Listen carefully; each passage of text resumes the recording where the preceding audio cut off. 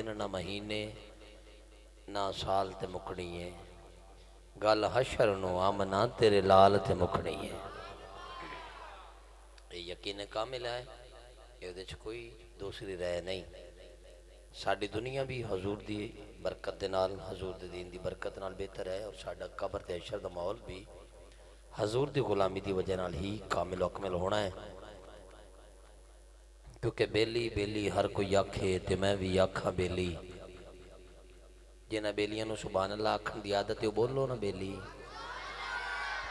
کئی بندے نو چنگا بولن دی ڈھیر عادت ہوندی ہے کئی بندے چنگا سنن دی پسند نہیں کردے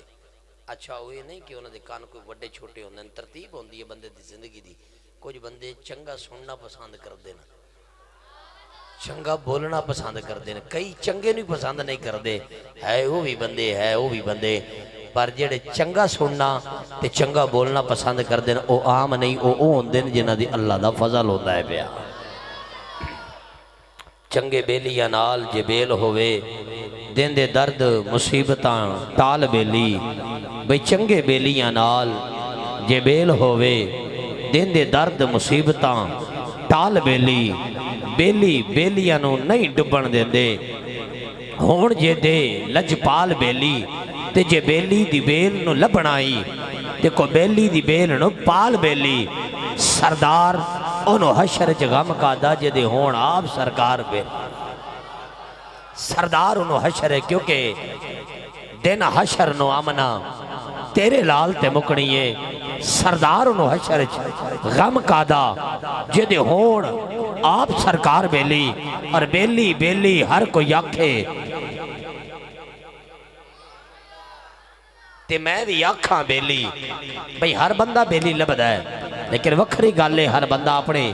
معیار تے بیلی لبدا ہے تو سارے سرچ کر کے دیکھ لو تجربہ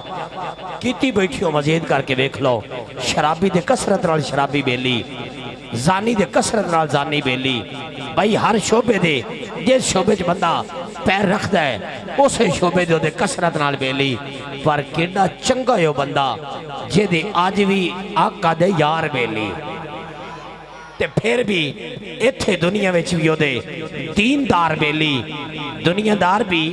اگر دائرہ ادب وچ دنیا نو رکھ دے ہوون ایک حد تک تے بڑے قیمتی لوگ ہوندے نے لیکن جڑا دین تے